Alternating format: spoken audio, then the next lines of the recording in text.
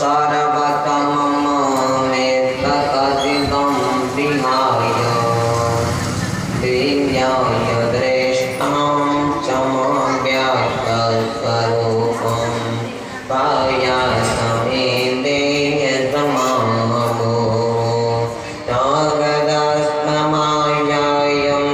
च प्रकाशितमं च विद्या एवं भगवता स्मृत्या